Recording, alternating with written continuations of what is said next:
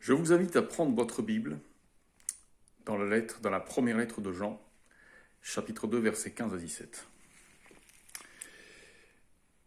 N'aimez pas le monde, ni les choses qui sont dans le monde. Si quelqu'un aime le monde, l'amour pour le Père n'est pas en lui.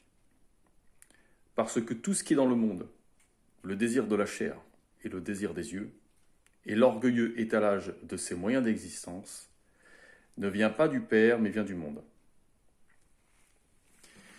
Ce passage est très important et je vais en profiter également pour vous faire part d'une erreur que j'ai commise par le passé en vous disant que la cigarette, que le fait de fumer n'était pas forcément une offense à Dieu. Et c'est une erreur effectivement puisque ça rejoint un peu les plaisirs de la chair, puisque fumer ça procure un plaisir qui à la fois est addictif, donc on ne peut plus s'en passer. Donc théoriquement on pourrait penser que quelqu'un qui viendrait à décéder, un fumeur, il s'attendrait dans la vie éternelle à pouvoir avoir le privilège de fumer, comme il avait l'habitude de faire sur la terre, ce qui est totalement inconcevable. Donc Jésus ne pourrait permettre que quelqu'un qui souffre d'addiction fasse partie de son royaume. Ça ne sierait pas, disons, à la dignité, à la grandeur de Dieu. Et c'est valable pour beaucoup d'autres choses. C'est-à-dire que quelquefois, vous avez des chrétiens qui sont des très bons chrétiens, qui vont être capables de vous parler de la Bible, qui vont être capables d'aller prêcher, qui vont être capables d'avoir une excellente spiritualité, mais qui vont avoir des addictions de choses qui ont trait au monde. Par exemple, des addictions des gens qui adorent faire des affaires, des gens où leur pensée, finalement, grande partie de leur pensée tourne autour des affaires, tourne autour de la géopolitique, tourne autour de l'économie, tourne autour des actualités. Et finalement, leur esprit est plus dans ces choses-là, dans ces choses du monde, que vers Dieu.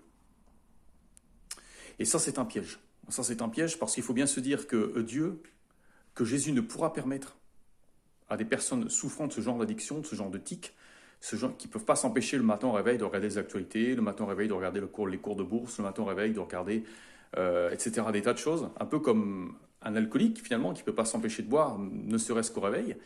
C'est un peu comme ça. On a énormément d'addictions qui sont très insidieuses et qui, sans le savoir, nous avons ce sont des choses que nous aimons du monde et qui sont, par là même, inimitié contre Dieu. Donc c'est très important, parce que quand on lit cette lettre, il y en a beaucoup qui la connaissent, mais qui continuent cependant à avoir, sans le savoir, des goûts exagérés pour les choses du monde.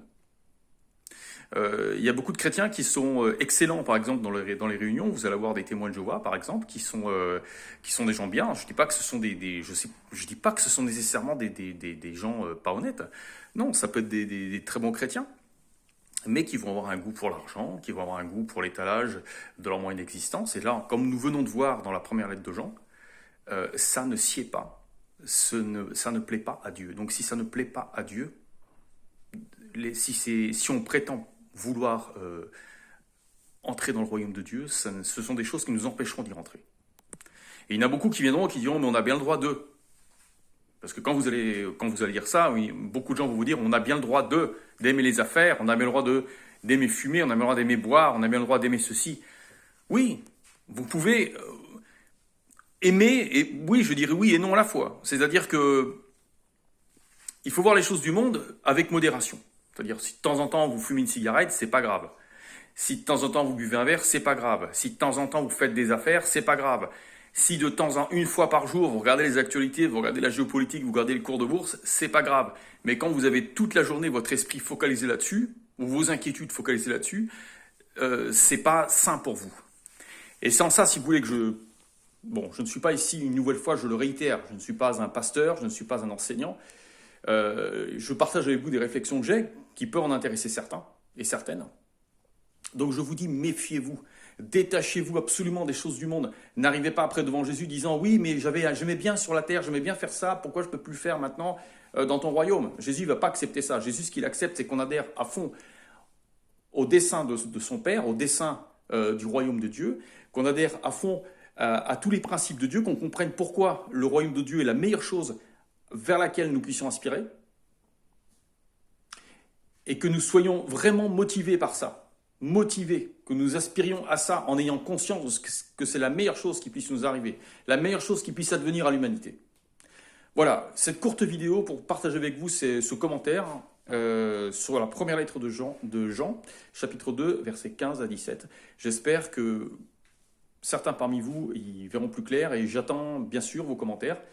Et je vous dis à très bientôt, que la bénédiction de Jésus soit sur vous, qu'il vous protège, qu'il vous guide surtout dans ces chemins tellement tortueux que nous traversons actuellement. Voilà, je vous remercie à tous et je vous dis à bientôt. Au revoir.